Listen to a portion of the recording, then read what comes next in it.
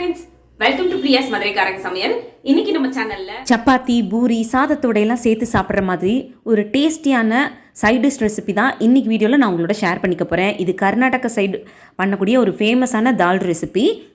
ஒரு 10 நிமிஷம் போதும் இந்த டேஸ்டியான டிஷ்ஷை குயிக்காக ரெடி பண்ணிடலாம். வாங்க இந்த சுவையான ரெசிபி எப்படி பண்ணுறதுன்னு வீடியோக்குள்ளே போய் பார்த்து தெரிஞ்சுக்கலாம். இந்த டிஷ் பண்ணுறதுக்கு பார்த்தீங்கன்னா 100 கிராம் அளவுக்கு பாசிப்பருப்பை நல்லா வாஷ் பண்ணிவிட்டு குக்கரில் சேர்த்துருக்கேன். இது கூட அரை டீஸ்பூன் மஞ்சள் தூள், அரை ஸ்பூன் அளவுக்கு சீரகம், கொஞ்சமாக பெருங்காயத்தூள், இது கூட ஒரு 6 பச்சை மிளகாய் சேர்த்துக்கிறேன். எல்லாமே ரொம்ப குட்டி குட்டி பச்சை மிளகாய் அப்படின்றதுனால 6 பீஸ் எடுத்திருக்கேன்.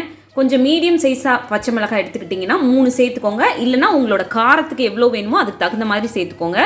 கூடவே ஒரு சின்ன துண்டு இஞ்சி தட்டிட்டு சேர்த்துக்கிறேன். ஒரு மீடியம் சைஸ் தக்காளி பொடியாக நறுக்கிட்டு சேர்த்துக்கிறேன். இது கூட தேவையான அளவு உப்பு சேர்த்துக்கலாம். இப்போது இதுக்கு தேவையான அளவு தண்ணி சேர்த்துக்கலாம். நான் எடுத்திருந்தது 1 கப் அளவுக்கு இருந்தது பாசிப்பருப்பு. ஸோ அதுக்கு 3 கப் அளவுக்கு தண்ணி சேர்த்துக்கிறேன். இப்போது குக்கர் மூடி போட்டுட்டு விசில் போட்டுடலாம். இப்போது ஸ்டவ் ஆன் பண்ணி குக்கரை வச்சிடலாம்.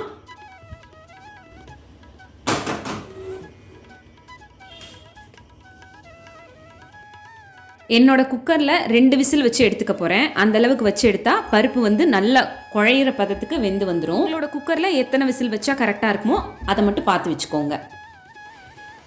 குக்கர் விசில் வந்துருச்சு. ஓப்பன் பண்ணி பார்க்கலாம். பாருங்கள், பருப்பு நல்லா குழைய வெந்திருக்கு. இப்போ உங்ககிட்ட மத்து இருந்துச்சுன்னா இந்த மாதிரி லைட்டாக அதை கடைஞ்சி எடுத்துக்கோங்க.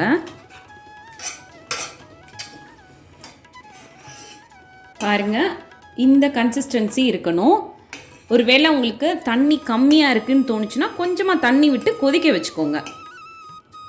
இப்போது இதுக்கு தாளிக்கிறதுக்கு தேவையானதை ரெடி பண்ணிடலாம். தாளிக்கிற கரண்டியில் 2 ஸ்பூன் எண்ணெய் சேர்த்துக்கலாம்.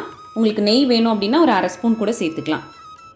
எண்ணெய் சூடானதும் அரை டீஸ்பூன் கடுகு உளுந்து, பொரிய ஆரம்பித்ததும் அரை டீஸ்பூன் சீரகம், கொஞ்சமாக கருவேப்பிலை, 2 மிளகாய் வத்தல். இப்போது நம்ம ரெடி பண்ணி வச்சுருக்க பருப்பில் இதை சேர்த்துடலாம்.